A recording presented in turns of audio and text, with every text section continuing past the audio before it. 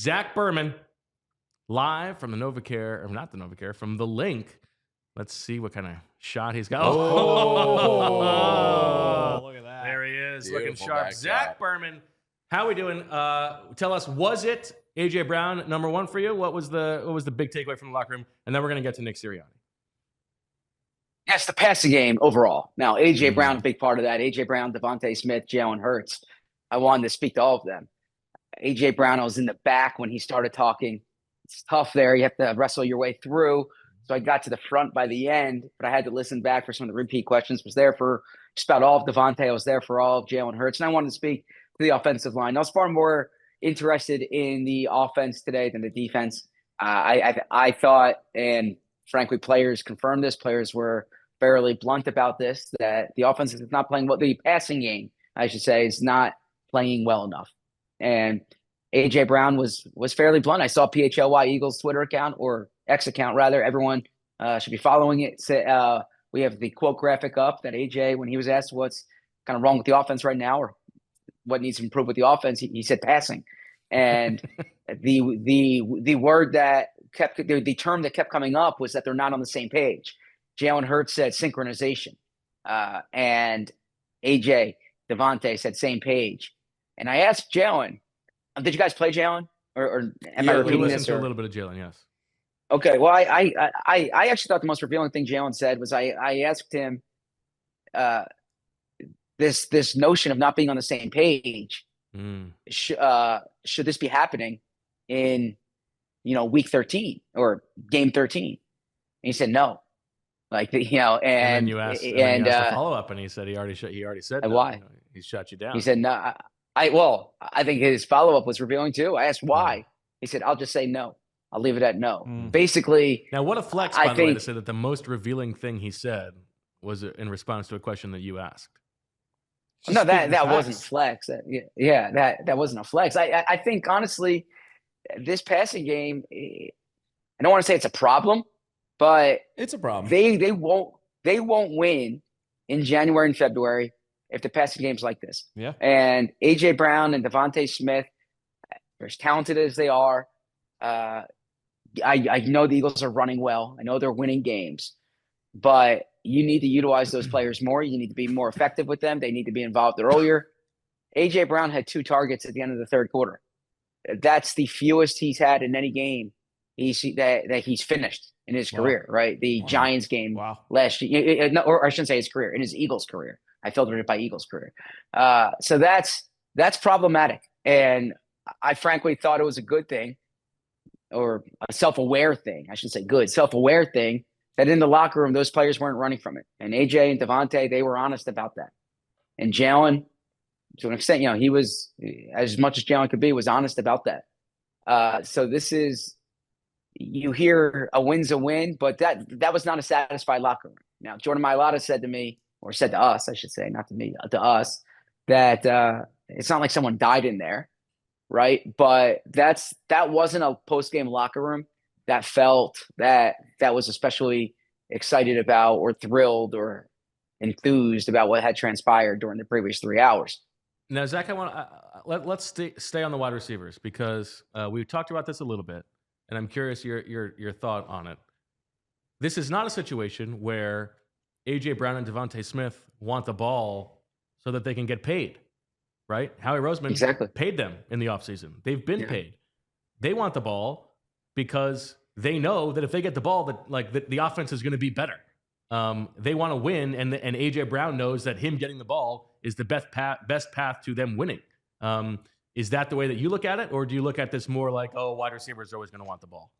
No, I think you hit it on the head, Bo. And look, I think the way their offense has functioned through the first, 12, 13 weeks of the season here, really since the bye, it would be harder to accomplish, or be harder for everyone to be happy with, had A.J. Brown and DeVonta Smith not been paid. But you took care of that. But I think they realize that for this offense to be what it can be, what it needs to be, there needs to be that part of it. The big play threat, the moving the sticks through the air. What that will do for Saquon, frankly, is beneficial, right? Yeah, they've won 9 in a row. Let's not dismiss that. But you need more from AJ Brown. You need more from DeVonta Smith, and you need more because you need to get them more. You need to utilize them more. And whether that's on Jalen Hurts, whether that's on Kellen Moore, I could say, and I'll defer to Fran when we have Tuesday's show and in the article on allphly.com. But from where I was sitting, there were plays that AJ Brown was open. There was a third down, the third down that preceded him slamming the helmet. I thought he was open. In particular, in the late third, fourth quarter, J.C. Horn goes down, right? Their best corner goes down. He's not out there. It should be like, go to AJ, go to AJ, go to AJ. They did it twice, and then they abandoned it. It's not like baseball where you bat once and then you have to give everyone else a turn, right? You can keep going to AJ. And so I think this is a concern, and it's a concern that it hasn't prevented them from winning. I want to make that clear. Like, look, their record is what it is. They're on this winning streak. It's a credit to them, but I think it will affect them winning in January, and that needs to be. I said this in the post game or the pregame rather when speaking to Jamie and Fran. That's the way I'm looking at this team now. Is not what does it take to beat the Panthers, or what is it going to take in 3 weeks to beat, Washington or Dallas or the Giants. Pittsburgh might be a different story. But what I'm looking at is what are you playing well enough to beat Detroit? Are you playing well enough to? They beat Baltimore last week. I get it, but Minnesota's that 11-2 now. Yeah. Yeah, exactly. Green Bay, like you need to be more efficient and more prolific through the air, and they're not there right now. Yeah.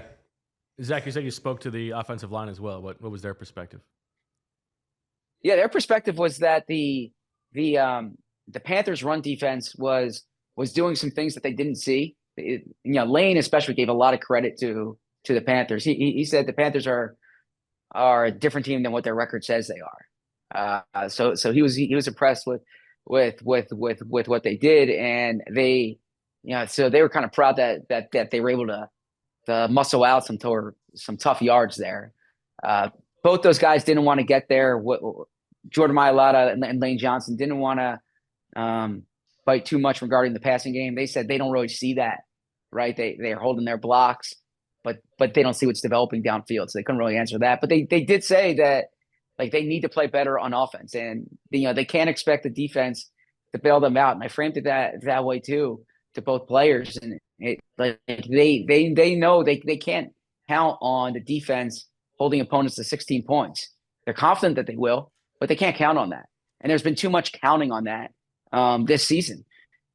So yeah, it was the offensive line felt like they're not playing up to their standard. That there are things that they must clean up here. Now, both of them said that it's a win. You do what it takes to win. A win's a win. You heard that. You didn't hear that from DeVonta Smith. You heard that from some of the other guys. But it was clear in talking to them that they feel this offense must play better. So Zach, there's an elephant in the room here, and it said the Eagles don't have a kicker that they trust. Did it come up at all with Sirianni, or did anyone speak to Jake Elliott in the locker room? Because I'm sure Bo's going to ask you about the decision to punt here next. But that was a pretty loud signal from the sidelines today, not attempting the kick there. What do you think they do going forward with Jake Elliott? I mean, you kind of just have to ride him out, but it's going to affect a lot. Yeah, so regarding that now, for full disclosure, I did not go to Nick Sirianni's press conference today. I went to I didn't hear Saquon Barkley was talking at the same time. He said it was he talked about the win. Yeah, no, it did. Yeah, it came up. It was the first question. So you guys might have jumped in midway through or early on. He said that, and someone told me Jake said this too. Okay, yeah, that it was the wind, and he said it was windier on the field than it might have seemed. So, look, that's certainly plausible. That would be the case. But yeah, Jake's 0 for 5 this year on 50+ yard field goals. The numbers are what they are. He missed an extra point that got taken off the board. They were able to go for 2 there. It was actually pretty big in the game there. But I think that kicker problem. This is long enough to be a trend, and it needs to be taken into account. I still think they trust Jake. I still think in a money situation they're not going to be afraid to go to Jake. But Zach, that was to a your money point, situation. when you have a 4th What do you mean? and 8, that was a money situation, and they didn't trust him. It was a money situation. It was a 53-yard field goal in slightly difficult conditions to go up 9 points instead of 6 points with over 3 minutes to go. Yes. Now, I would have kicked the field goal, but I do buy what Nick Sirianni said. Yeah. No, do you have me here? We have you. You're delayed, but go ahead. I do buy what Nick Sirianni said, which was, okay, so Nick looked at the way they punted last week against Baltimore, and that was factoring into his thought process here. He thought that he could punt the ball there, pin them back, and try to make them go the length of the field. I disagree with the decision, but I do think that was Nick's thought process, that he saw it work last week. Talks about this whole the plus 50 punting game. I disagree with how he approached it, but I think that was more of a factor than not having confidence in Jake Elliott. I see your point, and look, it's a bad look there, not to go to your kicker on a 53-yard field goal. I'm not on the field to know what the win situation is. I can't speak to that. I'll take them at their word there. I do know that Nick was especially proud of the punting last week and the effect that had in the game. He said today that they pinned them back. They almost got a safety. And look, Bryce Young had to make a big play for them to even get out of the end zone there. So I think that was Nick's thought, was that they could pin them back, force the Panthers to go the length of the field. That said, I disagree with it. It's not the move I would have made, but or that I would have made. But I do think that where Nick's coming from there is a place of like confidence in his punting game, even if I disagree. Because if you do miss that field goal, then Carolina has has a much shorter field, and it changes the odds there. I think you're trying to force them to go 98, 99 yards. There's also, to be fair, a difference between pinning them deep with the goal being that you're then going to get the ball back and score yourself, which is not this situation. This is trying to lengthen the field for them to score a touchdown, which is probably going to be a 4-down drive unless they go 3 and out on the on the first series of downs. So it's not quite the same thing. And yeah, I mean, we knew that he was going to learn the wrong lesson from that punt last week. I don't think that was the right decision. And he can talk about the wind as a factor. And I'm sure, of course, you have to factor that in. That is a part of the process. But if Jake Elliott was Jake Elliott of last year, he's kicking that field goal, no doubt about it. Yeah. Yeah. Look, well, that's a valid point there. And again, and you guys know this, they have kicking lines where they say you have to get to this line, and that factors in the wind. I'm sure that factors in the way Jake's kicking too, right? So, but and if Jake was 5 of 5 on kicks at 50+ yards, maybe that line there is different than what it was. But to the original point of the question, a kicking problem, they're dealing with the same thing Baltimore's dealing with from where I stand, is that they have a guy they've invested a lot in, who's built a lot of equity, who's not kicking well enough right now. And you're not going to move on from him. A, he's done too much. B, he earns too much. You have to ride through it. And this is where you need to hope that, all right, you have 4 games remaining here. Figure this out, because this can cost you a playoff game. Missed extra points, missed chip shot field goals. I mean, missed 50-yard field goals, right? They're going to have close games late in the season. And they need more from Jake Elliott. That's absolutely accurate. I think figuring out Jake Elliott right now, in my opinion, is fixing the passing game, because you're not going to be able to kick some of these field goals. And I have no confidence watching him. I probably would have loved to have put them out there today, but I don't know. I think they got to fix his passing game to fix Jake Elliott, because I don't think they can trust him going forward. I hate to say that because he's been money, but it's bad. Yeah, I think those are. I think those are different issues. I don't think AJ and DeVonta going lights out is going to all of a sudden fix Jake Elliott. Well, no, but it gives you I think confidence the way on, to say, a fix, 4th and 4 or a 4th and Yeah. 5 to go for it rather than yeah, take a 50-50 proposition from your field goal kicker. sure, yeah, yeah. I mean, well, I don't think they're not going for things right now because of their passing game. But I think their passing game needs to be better. I think I think this is for an 11-2 team. I think they have things that really need to be fixed quickly. Let's spin it to the defense, Zach, because the defense was fine, but not up to their standard of the past 8 games or so. Lining up the 13 performances against the Panthers offense this season, it was only 9th of 13 in success rate and 9th in EPA per drive defensively. They gave up 16 points, but almost surrendered what would have been a potential game-winning touchdown to Xavier Legette at the end. How did the defense react in the locker room? Yeah, I spoke to Slay, who said that after that play to Legette, he was like, "All right, you got me one time, you're not going to get me again." Okay. Yeah. He knew they were going to go to Thielen. He said, or he expected them to go to Thielen on that final play. Said that that's their money player. That's the player that he's like the safety net. Those two have a long history against each other going back to the NFC North.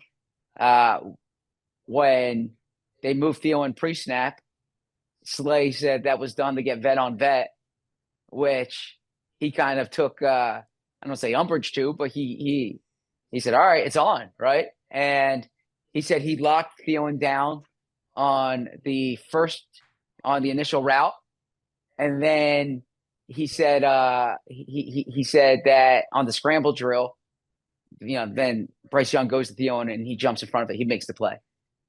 So there was that. That was kind of a big talking point from Slay. They were happy with obviously the way the defense played overall. I need to go back and listen to CJ Gardner-Johnson because I was pretty far back in that scrum.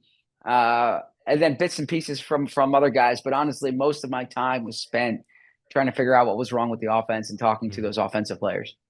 And Saquon. Now, with that offense, we saw Grant Calcaterra score his first touchdown as an Eagle. Zach, what did he do to celebrate after that touchdown? What did he do to celebrate? You tell me. What did he do to celebrate? No, I was hoping you were there. You saw it in person. What did he do? It was on the opposite end zone. So the people watching on TV actually had a better glimpse than I did. What did he do to celebrate? Take a guess. Take a guess. Did he do the Cooper DeJean celebration? Yeah, let's see it. Let's do it. Oh, okay. Yeah, you're not getting me to do that on camera. Yeah. Yeah, no. The YouTube commenters can say what they want to say. A man must have a code. As I learned in Baltimore. Reviews is saying, "Daddy, please do the Cooper DeJean."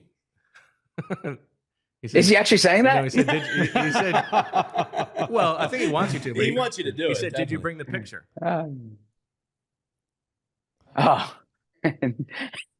I love you, Reed. No, I did not bring the picture, buddy. Yeah, Reed, we can have a long conversation about journalism at another time. Yeah, no, I did not bring. I did not bring Reed Blankenship the picture. But we didn't know. Reed's got to stick together. Well, Reed Blankenship also was in the concussion protocol. Yeah. But I appreciate. But you could make him up to it by thanks doing for this. I'll fix my hair, maybe something like that. I don't know. So that touchdown pass, Jalen Hurts said it was a late developing route too. And he said that was something that, it was in the route for the ball to go late. So that's kind of a little detail about that touchdown pass. Saquon Barkley, spoke to Saquon, who he's not going to deny that legacy is important to him. When he signed with the Eagles, he researched the franchise's running back history. Really? He knew. Yeah, he didn't know who Montgomery was, Wilbert Montgomery, when he signed here. He did some research on Wilbur Montgomery. Obviously knows LaShawn McCoy, has a lot of respect for LaShawn McCoy. So I thought it was cool to break it. He knew going into the game how many yards he needed. He said he didn't necessarily know at the moment, but he had an idea what was going on there. By the way, I see the truth says someone's got to figure out the real meaning behind the celebration. I think Bo got to the bottom of it. No, I don't. It's just guessing. I also see that Reed says ZB do it. Reed. Not gonna be peer pressure. I'm not gonna be peer pressure for my own son. Reed, I love you, buddy, but your father must be a man of principle, right? So yeah. If there's no, I don't want to be caught on tape with some of the things that might be referring to. Yeah, I would rather Bo do it. So I think it's the 8 Mile thing. No, I'm not sure actually. Yeah, I'm not sure it's the 8 Mile thing. So Saquon Barkley was speaking about like the way he played overall. He said it wasn't a sexy running day, but he kind of takes pride. Like it was an effective running day. They were able to do it, with bits and pieces here and there. He said his focus, the next record. The next thing is just Pittsburgh. Like he's focused on Pittsburgh. But it's kind of funny just to get kind of behind the scenes. So Saquon gets out of the shower, he's walking over to his locker, and there's like this huge crowd around, standing by his like 15 cameras, a bunch of reporters. And he says to me, are they talking to Kenny? Okay. And I'm like, no, Saquon, that's for you. Right. And so everyone had to kind of clear out for him to, for him to change. But it was like everyone was like surrounding Saquon's locker before he was there, and he thought they were all talking to Kenny when he was there. So he was kind of wondering, like, what's going on? Is that for Gainwell? Jack, I don't want to scare you. I know you have a job to do. There's someone in the room with you. It looks like. Yeah, I'm aware. I'm aware, but I got to be a pro, man. Right. I just want to make sure you keep your head on the swivel. I don't want you getting attacked. Yeah. No, I hope Reed learns from that as well about being a pro.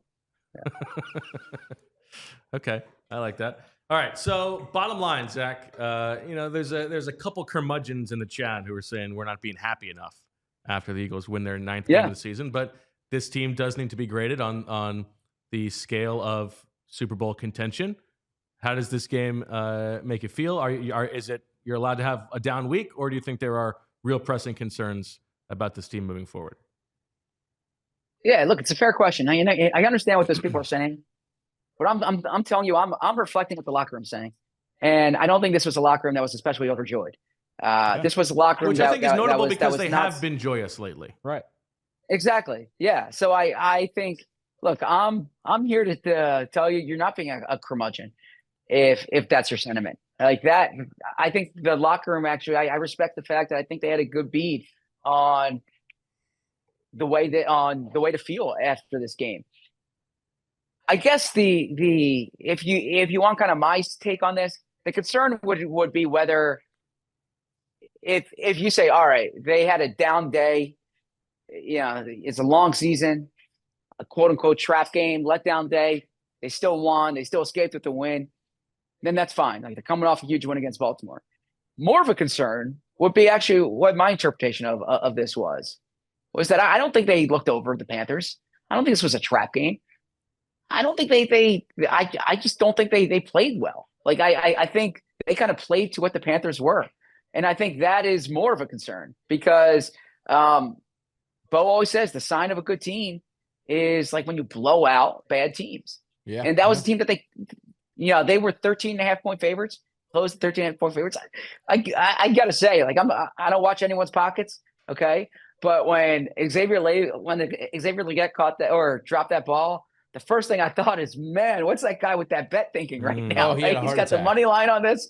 Yeah. Like, so, I never look at anyone else's wallet, but I'm like, oh God, that guy must be sweating bullets right now. The last 4 double-digit spreads in the NFL, Zach, have not covered. Yeah. Yeah. So I thought that more of the concern here is like, I think that the way they played today was kind of the way they are right now. And they need to do more they need to be more explosive through the air. They just need to they don't need to be the 2022 version. They just need to be better. Yeah. And if they're like marginally better through the air, I would feel much better about their chances here. Because look, the defense keeps answering the bell. Like I understand Carolina threatened. Nick said, they were bend but don't break today, the Eagles defense. But 16 points, they held them to 16 points. And every week you look at the scoring defense, and they're doing this. And so I give them a lot of credit because I thought Bryce Young did play well today. I was very impressed, especially in the second half with Bryce Young. The offense needs to do more. They absolutely need to do more. They can't have 3 and out as much as they do. They need to finish in the end zone more than they do. And so I think that you're not a curmudgeon. You recognize. Look, when you're 11-2, like you give them credit. You can't. Yep. You can't stumble into 11-2. You can't through this point in the season. Now, if avid listeners of the show can probably find a clip of me saying that last year around the same time, that you can't stumble into what they were 10-2, 10-3 at that point. And but yeah, they earned this spot. But the other thing that they earned, and I said this pregame, they earned the conversation of being a Super Bowl contender. Sure. And when you're a Super Bowl contender, part of what that conversation is what does it take to win in January, in February? And what it takes to win in January and February is far better than the way they played today. All right, Zach Berman, we look forward to reading what you have to go ahead. Real quick. Yeah. So at halftime, by the way, I went down, I spoke to a loyal viewer from Scotland. And I signed a book for him. He's a great guy, Jim. He actually spoke to Bo 15 years ago. And Bo asked him 15 years ago what he would rather see, England win the World Cup or the Eagles win the Super Bowl. Okay. I don't know if Bo remembers that conversation. He said the Eagles win the Super Bowl. So he saw that. And I said, yeah, you saw that. And England still hasn't won the World Cup. Wait, I thought he was Scottish. And yeah, but he's from England. He lives in Scotland. He's but he's English, from but he lives in Scotland. Yes, exactly. Okay, so that explains no kilt. Yeah, I did say to him, both thought you'd be in a kilt. And then he said, no, I'm from England. So that was one. But then, No, I'm from England. but then on my way there, someone stopped me, really nice No, guy. mate, I'm Okay. from England. And, a group of, family, the Walshes, who listen to our show, avid listeners, awesome. And then I'm walking back, and the 2 young kids said, "Hey, can you mention me on the show?" And I said, "Sure." We're all about building a community here, right? So I want to give a shout out to Jack and Will. Yeah, the Jack and Will Walsh. The Jack and Will Walsh. Jack and Will Walsh. Jack Thanks and for Will. patronage. Yeah. And then I got to say, I had 3 signings this weekend. It was awesome Flex. seeing so many. No, it was awesome seeing so many PHLY Eagles listeners come to these signings. Some people had me write some inside jokes for inscriptions on books. I asked everyone what can be better with the show. Some people loved it the way it is. Some people had some feedback. It was awesome. And then the other highlight of my weekend has been every time I look at my phone, I'm getting a notification about someone's Spotify Wrapped, and I'm getting DMs and I'm getting emails. I'm going to read them on Monday's show. Maybe I should give an extension, right? Because it's a lot of work to do tomorrow. No, but I think that's awesome, and I just want to say how grateful I am, and it's really reinforced to me how cool how cool what we do is because of the community that we have here. Give us an example of an inside joke you wrote on a book. Okay. Oh, yeah. So out in Phoenixville, and by the way, if you've ever been to Phoenixville, I heard Phoenixville's nice, great these days. Yeah, very nice area. Reed's. Someone actually, that's one of the inside jokes. Apparently, I said to someone, actually, really one of the, wings yeah, one of the guys who came through, I said to everyone, are you from out here? I said, I'm so impressed with Phoenixville. I haven't been here. This is so nice. I was actually doing my signing next to this nice guy, Mike. He wrote a book on the best Philly sandwiches, and or on the history of Philly sandwiches, and I think he was like kind of like scared by the conversation I was having with everyone coming here, right? But I would say Phoenix feels nice. Then one of the listeners said, yeah, great food city. I said, I appreciate that. But there was one guy who he has first name, last name is everyone. Yes, his first name and his last name are both first name. Are both first names. Yes, are both first names. And so he does the Bo Wolf joke, and he's done that around his house. And he said that I think he's driving his wife nuts with it, right? Which and then his son in school wanted to know if Bo came up with superb owl, because his teacher used superb owl. So I think that's awesome. Oh. And then it's always cool when people come to the book signings where, I love when people wear PHLY gear. That's awesome. But there's some like longtime listeners who are wearing Birds with Friends sweatshirts to the book signings. That's really cool to see, because you see them, you're like, oh, thank you. It's awesome. But yeah. Then people see what they have tattooed underneath. I'll leave that up to you. But then the big sentiment that I hear is like the amount of people who have long commutes and listen, because look, I appreciate all the YouTube viewers and all the comments we get, and I know there's a lot of people who watch it on YouTube, and I get obsessed over the YouTube numbers. Like I'm looking at them all the time. But I have to realize how many people are listening on their commute to work, from work, on audio as well. So when I passed by the Walshes today and they stopped and they said hello, I just wanted to reinforce how cool this weekend's been, seeing people in the wild and getting all those Spotify reps. All right. Well, we'll look forward to that tomorrow, Zach, and look forward to reading what you write on allphly.com for those of you who are diehards. And if you're not a diehard, you can still sign up. Check in on the chat if there's anything you think we haven't talked about this game yet. We're going to clean up a couple little things at the end. Last question, Zach. How would you feel if one of those people showed up and had a Zach Berman tattoo? Well, is it my name or is it my likeness? It's your likeness. It's your likeness. Flattered. Chris Long has Ken Flagel on his body. Mm-hmm. So I would look at it like maybe they lost a bet. But I suppose it depends. It depends where in the body it is, right? So you have to factor that in as well. Well, no, because that would vary too. Yeah, maybe someone doesn't like you, and like it's on their ass or somewhere, on their backside, right? So yeah, so it depends where it is, right? Just they're forcing you to sit and pee. Yeah, exactly. Yeah. You might not sit and pee, but you're damn well gonna watch while I do. Yes, exactly. Yeah. All right, guys, that's it. Read if you're watching. Don't use that word in chat. I'm glad we finally got there. Okay, thank you, Zach. Good luck writing. We'll talk to you later. We'll talk to you tomorrow. We